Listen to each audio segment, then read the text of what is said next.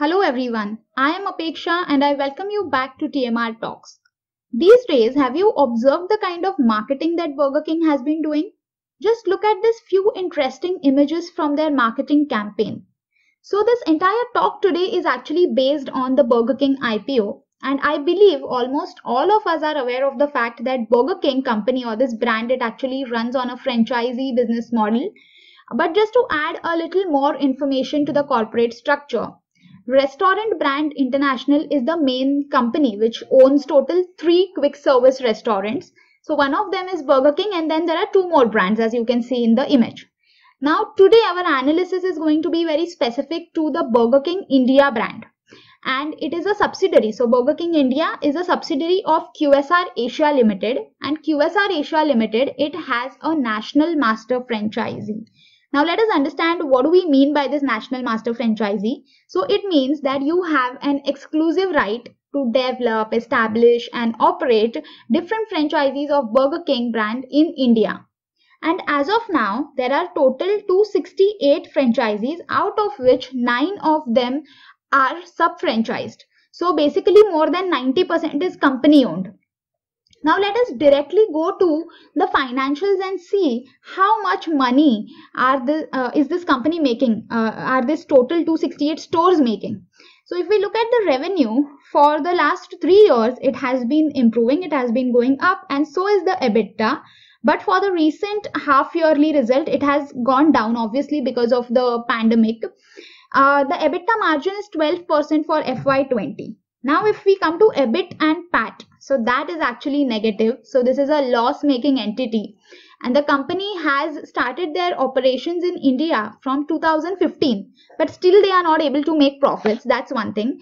The debt level is also pretty high. So for half yearly 21, it is around 3.37, but after IPO it is going to reduce obviously because the proceeds from the IPO, a part of that is going to be used for clearing the debt.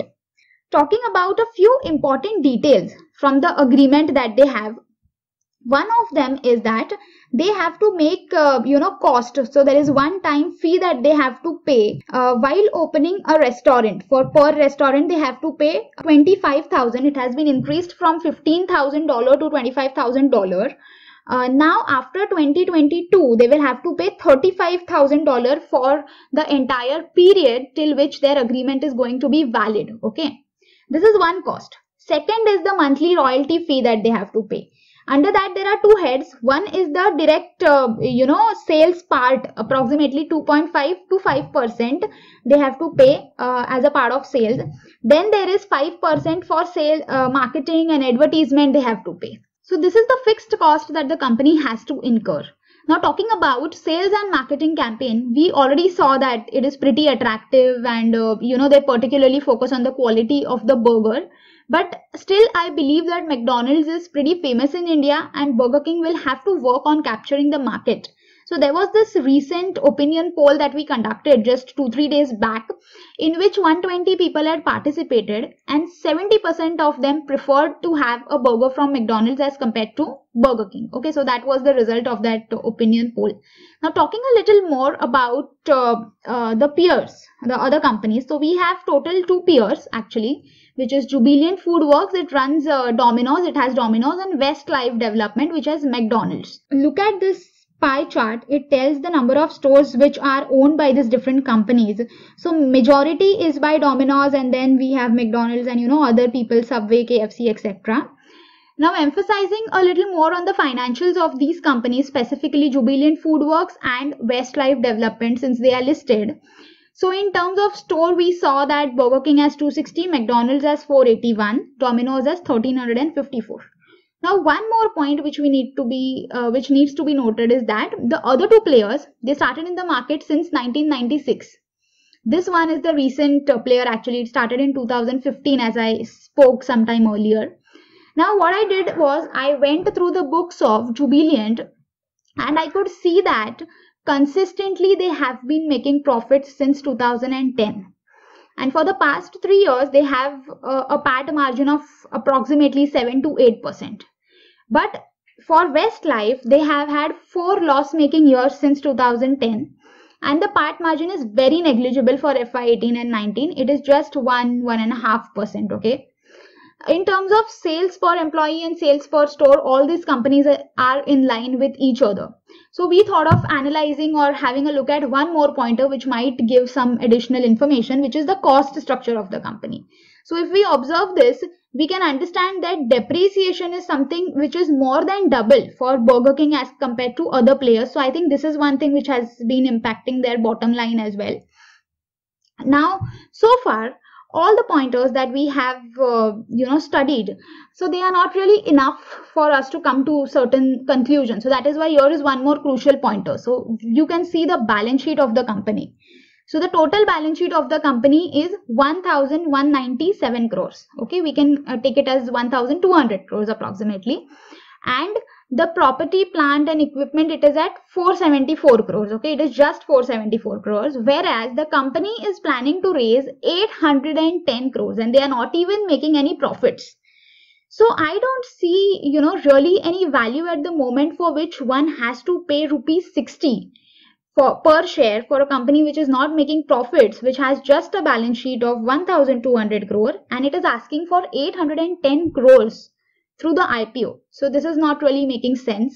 Now let us talk a little more about the objective of offer. So there are two things. I already told you that they are looking forward to reducing the debt. One more point to add is that they will be using the money for expansion.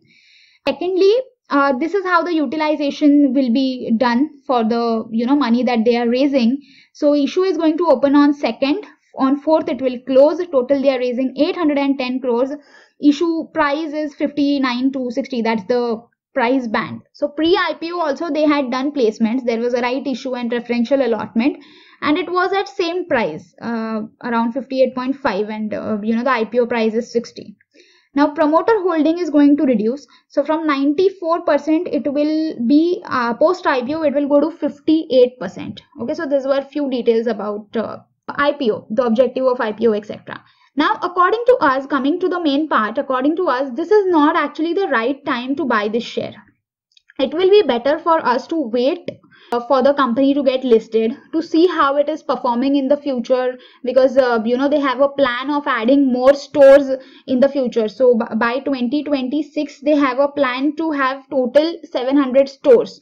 So as and when they are going to do more capex, we will have to see whether they are actually making profits or not, and then I think one has to take the correct decision of investing in this company.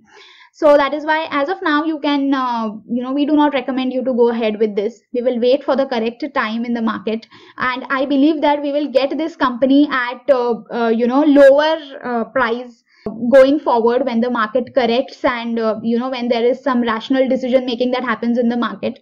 So yeah, let's wait for this. If you have any opinion, view about this, if you have any suggestion, feedback, then definitely let us know. If you haven't subscribed to our channel, then please do that. We come up with videos related to companies, financial analysis, economic analysis, etc.